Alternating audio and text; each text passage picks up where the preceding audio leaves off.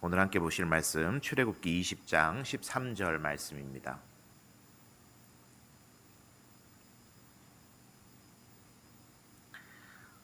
출애굽기 20장 13절의 말씀, 우리 아주 간단한 말씀이죠. 같이 읽어봅니다. 시작. 살인하지 말라. 자, 오늘 이제 이어서 웨스트민스터 신앙고백 소요리 문답 67번째부터 69번째까지의 내용을 함께 다룰 텐데, 우리 67문이 제 6계명은 무엇입니까? 제 6계명은 살인하지 말라입니다. 그렇게 시작을 하고 있습니다. 살인하지 말라. 5계명부터는 뭐라 그랬죠? 4계명까지는 하나님과의 관계, 5계명부터 10계명까지는 사람과의, 이웃과의 대인 관계, 거기에 대한 하나님의 법칙이다. 우리가 사람을 대하면서 어떻게 살아가야 될지에 대해서 고민하게 하고 해답을 주는 것이 5계명부터 10계명까지의 내용입니다.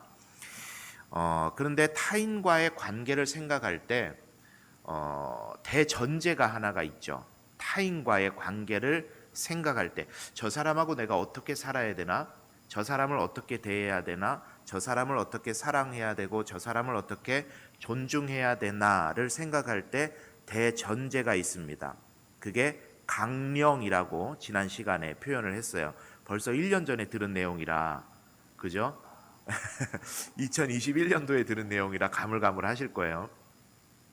강령이라 그랬어요. 이 강령이 뭐냐? 내 이웃을 무엇과 같이 사랑해라? 내 몸과 같이 사랑해라. 이게 대인 관계에 있어서 항상 대전제가 되는 겁니다. 저 사람을 사랑할 때 누구를 사랑하듯 나를 사랑하듯, 저 사람을 존중할 때 누구를 존중하듯 나를 존중하듯, 그게 대전제입니다. 그러니까 5계명부터 시작해서 오늘 6계명 보고 앞으로 10계명까지 볼 때에 대전제는 이것입니다. 나를 대하듯 그 사람을 대하는 자세, 그게 굉장히 중요하다라는 거죠. 그래서 성경은 항상 나의 변화에 주목하고 거기에 초점을 맞춥니다. 내가 하나님 앞에서 어떤 사람이 될 건가? 누구 김집사, 김권사 어떤 사람 될래? 그게 아니라 내가 하나님 앞에 어떤 사람이 될 건가? 그래서 요새 제가 지금 종교개혁에 대한 책을 좀 읽고 있는데, 이 종교개혁도 마찬가지요. 내가 하나님의 말씀 앞에서 어떤 사람이 될 것인가, 그것을 다루는 것이 종교개혁이었습니다. 그러니까 나를 생각하시면 돼요. 나를. 오늘은 이제 살인하지 말라를 살펴보겠는데, 이것 또한 마찬가지입니다. 나로부터 시작이 돼야 돼요. 여러분, 우리가 10계명을 종종 대하면서 살인하지 말라, 이 10계명을 대할 때 여러분 어떤 마음으로 대하셨어요? 지금까지? 나는 살인한 적 없는데, 그죠? 나는 살인한 적 없는데, 나는 앞으로 살면서도 크게 뭐 살인할 일 없을 것 같은데, 아마 이렇게 이 말씀을 대하셨을 것 같아요. 그냥 6글자, 살인하지 말라. 그런데 이 살인하지 말라는 하나님의 6계명은 그저 물리적으로 내가 사람의 생명을 빼앗는 것, 형법에서 정하는 행위, 그것만 이야기하는 것은 아니에요. 그거보다 훨씬 더 깊은 의미들이 있습니다. 웨스트민스터 신앙고백이 그것을 다루고 있는데, 자, 68문을 우리 한번 같이 보겠습니다. 유인물에 있습니다. 무엇이 제 6계명에서 요구됩니까?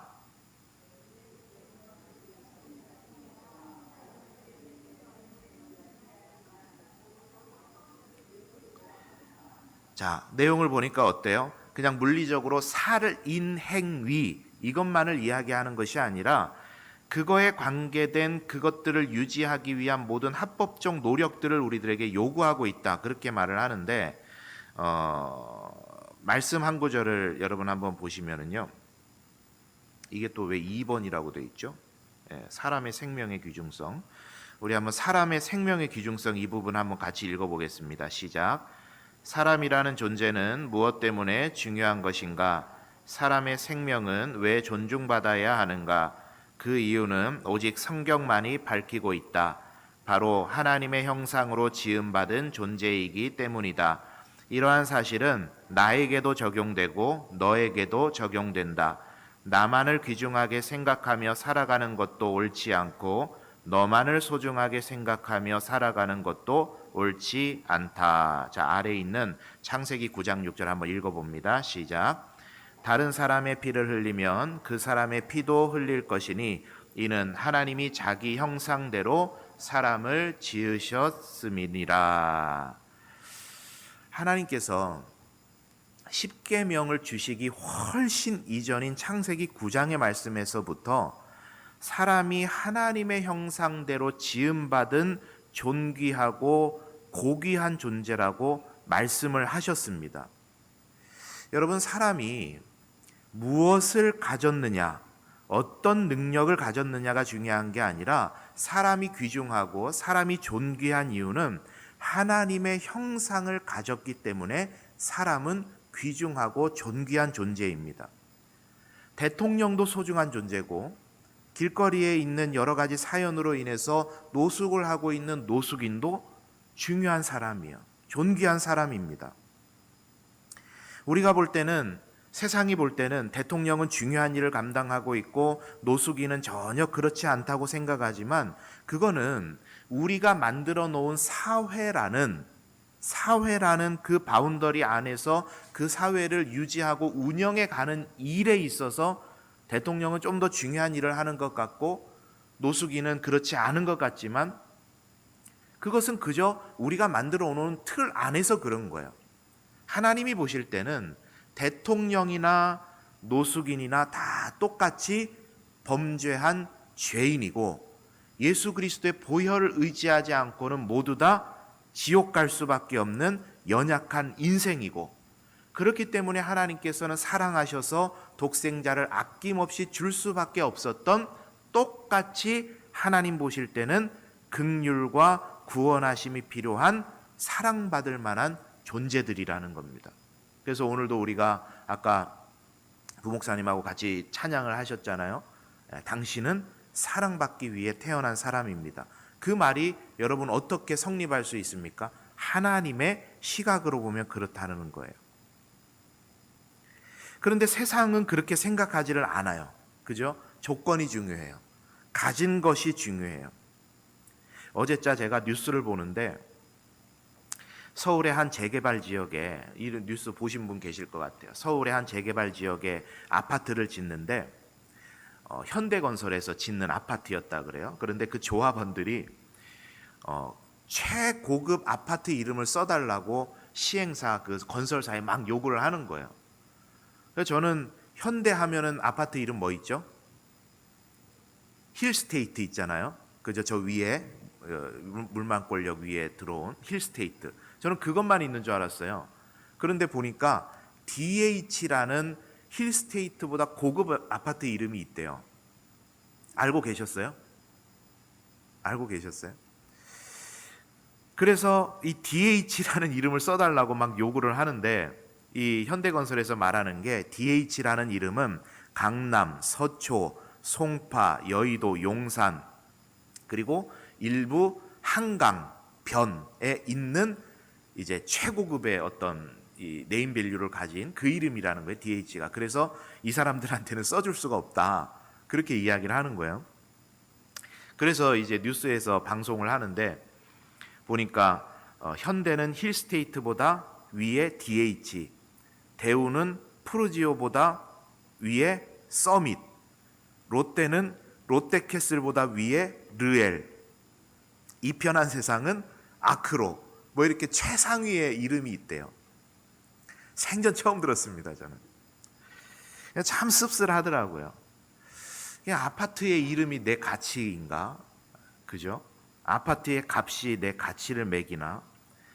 많은 사람들이 거기에 속는 것 같아요.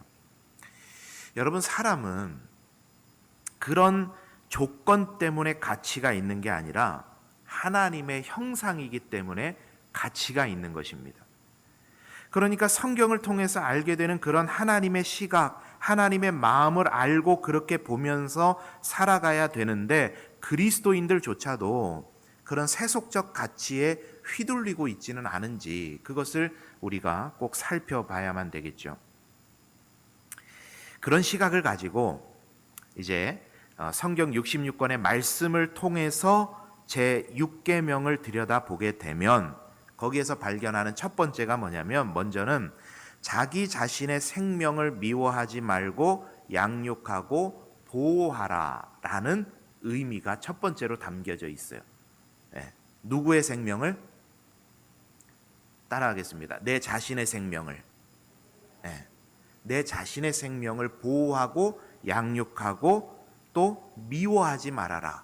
그 명령이 살인하지 말라는 계명 속에 가장 먼저 들어있는 개념입니다.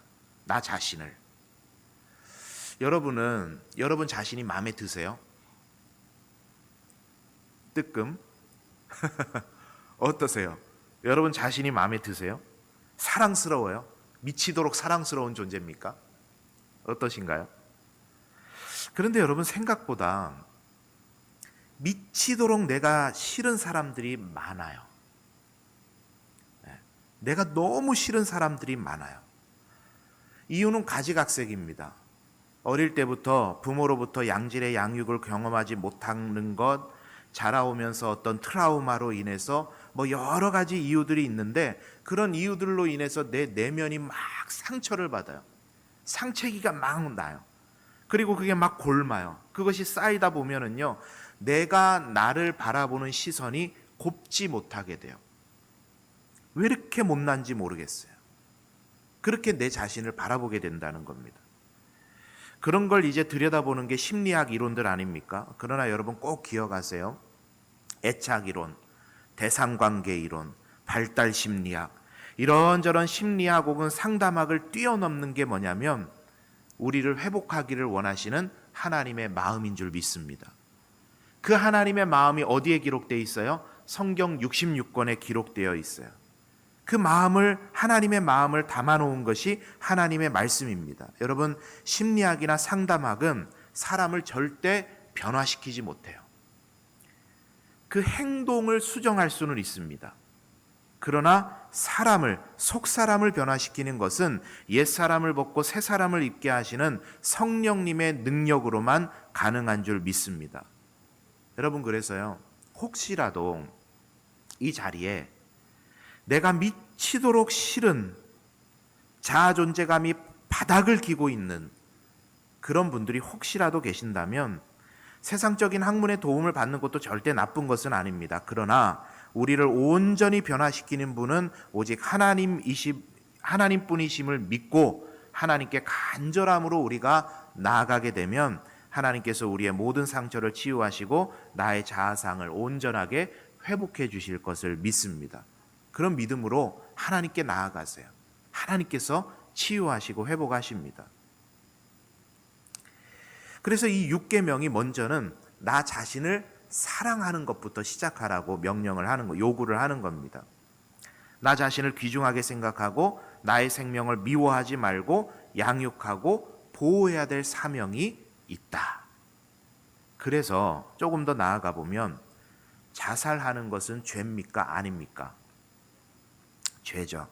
자, 그러면 자살하면 지옥 갑니까? 안 갑니까? 지옥 가요. 예.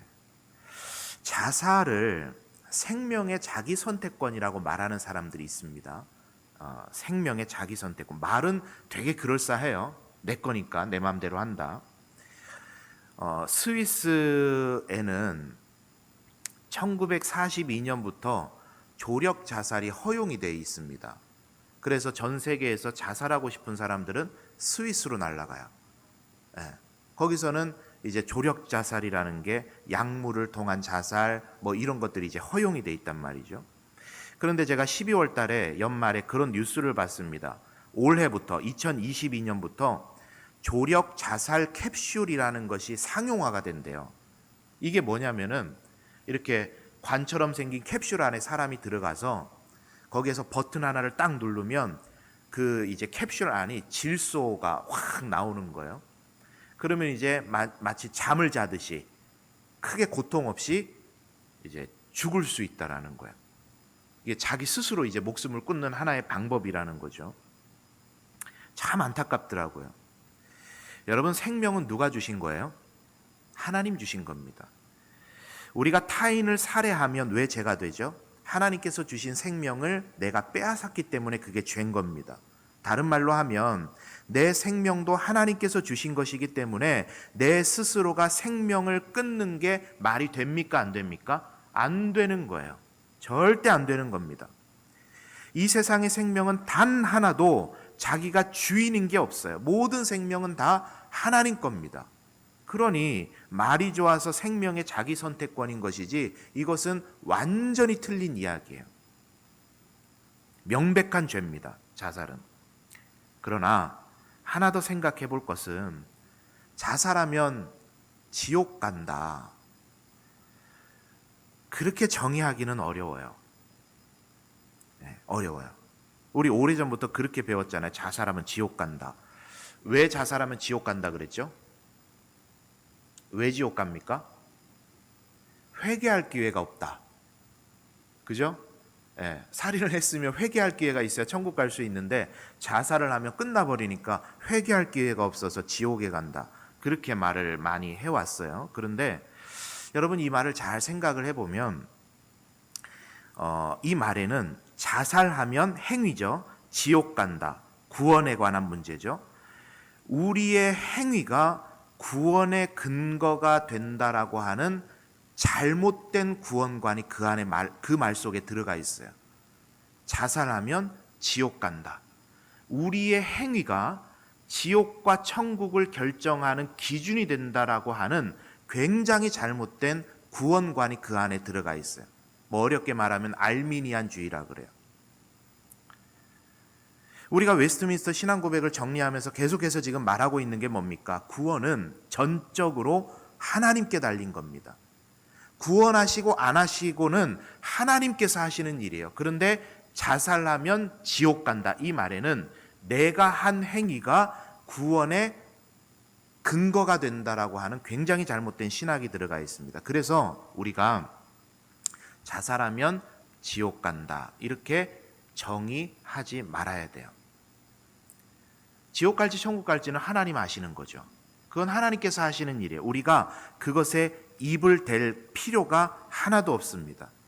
우리들에게 하나님께서 요구하시는 것은 뭐냐면 우리 주변의 형제 자매가 스스로 목숨을 끊도록 살피지 못한 것, 그런 사회 구조를 그대로 둔 것, 그것에 대해서 아파해야 돼요. 우리는 아픈 얘기입니다. 예전 사역하던 교회에 참 사역도 열심히 하시고 참 좋은 권사님이셨는데 한 분이 권사님께서 자살을 하셨어요. 시무 권사님께서. 그리고 그 교회에서 얼마나 말이 많이 나왔는지 몰라요. 남편이 외도를 했네, 가정에 문제가 심각했네, 우울증이 있었네. 야, 어떻게 같이 신앙생활하고 같이 사역하고 같이 땀 흘려 수고하던 그 권사님들 입에서요, 그런 이야기들이 계속 나오는데, 야, 어떻게 이게 교회인가? 저는 그런 싶더라고요. 이게 교회인가? 한 교회에서 형제자매라 생각하며 지내던 한 사람에 대한 예의인가 싶더라고요. 그분이 마음 아파할 때, 목숨을 끊을 정도로 힘들어할 때 함께 해주지 못하고 업계 빌려주지 못했던 나에 대해서 가슴을 쳐야 되는 거 아닙니까? 우리가 해야 될 건 그거 아니에요? 자, 그러니까 정리하면 나 자신을 돌보지 않고 사랑하지 않는 것, 그리고 자신의 생명을 버리는 것, 하나님께서 기뻐하지 않으신다라고 하는 겁니다. 자, 그러면 이제 이어서 나를 그렇게 사랑하고 귀중하게 여기는 자세가 이제는 누구에게로 향해야 될까요? 타인에게로 향해야 되겠죠. 그래서 똑같습니다. 타인을 귀중히 여기고 그 생명을 귀중히 여기는 것이 바로 육계명이 우리들에게 요구하는 겁니다. 간단하게 정리를 하면 타인의 나이, 성별, 나라와 민족, 장애와 병 등에 의해서 차별받지 않도록 우리가 힘써 살피고 그들을 사랑해야 된다라는 겁니다. 타인을 귀중히 여기는 것에 적극적으로 우리가 나서야 된다는 말이에요. 우리가 실천해야 될 게 참 많죠.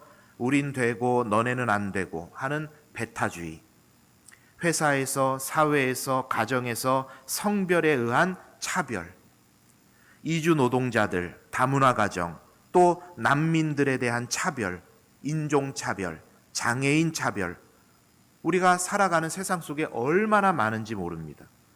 그들의 생명과 삶을 소중하게 생각하고 적극적으로 살피는 자세가 우리들에게 필요함에 대해서 육계명은 우리들에게 요구하는 거예요. 최근에 어떤 한 목사님은, 제가 어떤 사설에서 봤는데 그 내용은 정확하게 어디 실렸었는지 기억이 안 나서 찾아보진 않았는데, 그 목사님은 이렇게 말씀하시더라고요. 지금 이 시대에 우리의 이웃은, 하나님께서 이웃에게 잘하라고 말씀하실 때 그 이웃은, 우리가 돌봐야 되는 이웃은 난민이다, 그렇게 이야기를 하더라고요. 난민이다. 그 나라를 잃고 떠돌아다니는 그 난민들을 우리가 어떻게 대해야 되는지가 우리들의 숙제다, 그렇게 말을 할 정도로 굉장히 우리가 타인에 대한 적극적인 보살핌을 필요로 하는 것이, 요구하는 것이 제6계명이다, 그렇게 우리가 생각을 하면 될 것 같습니다. 자, 69문입니다. 지금까지는 6계명이 우리들에게 요구하는 것이었고, 나 자신을 사랑하고 타인을 사랑해라, 이게 요구였고, 그러면 무엇이 제6계명에서 금지됩니까? 우리 한번 읽어볼게요. 시작.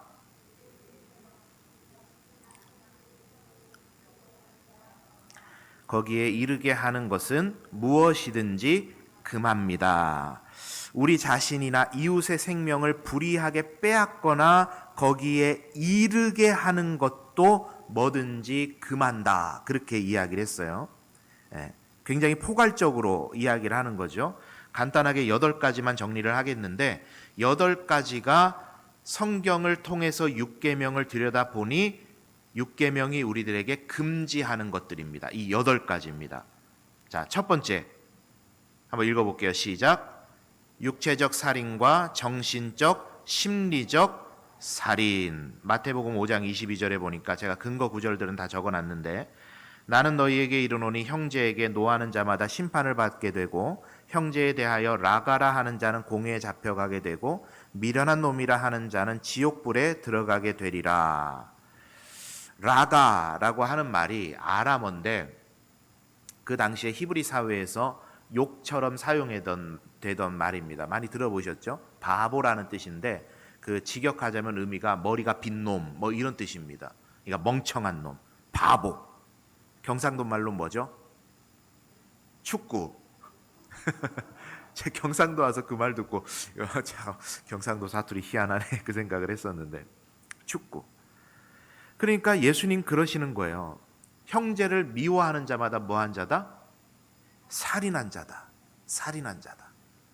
그러니까 이 6계명에서 살인하지 말라라고 하는 이 계명은 보다 더 발전해서 어떤 의미를 갖냐면, 다른 형제를 미워하고 그 형제를 바보라 칭하고 멍청이라 칭하는 그것 또한 성경은 금하고 있는 거예요. 이게 곧 살인하는 것과 같다. 두 번째는 이제 절제하지 못하는 거 그랬는데, 분노에 관한 이야기입니다. 에베소서 4장에 보니까 분을 내어도 죄를 짓지 말며 해가 지도록 분을 품지 말고 마귀에게 틈을 주지 말라. 분노로 인해서 분노 범죄. 그러니까 사실 이 성경 시대에는 그게 참 공감이 됐겠나 싶은데 21세기를 살아가다 보니까 이게 너무 공감이 되는 거예요. 분노 범죄 지금 얼마나 많습니까? 분노를 하지 말아라. 분노 금지. 세 번째 한번 읽어볼까요? 시작. 추락 방지 시설 미비. 이게 좀 희한한 말이죠.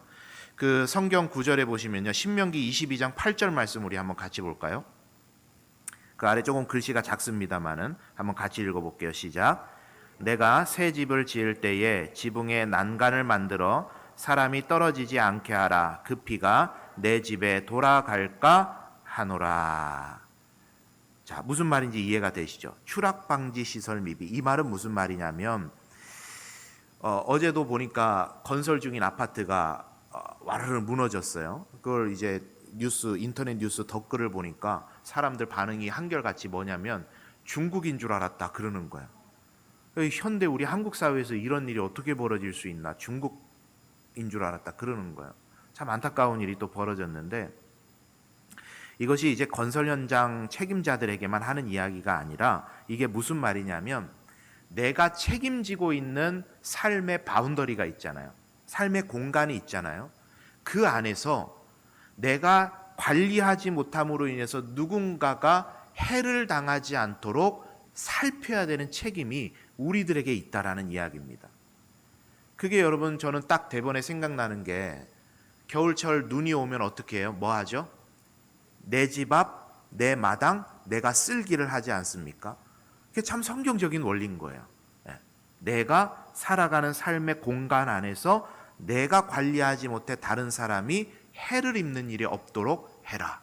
그 이야기입니다. 네 번째, 읽어봅니다. 시작.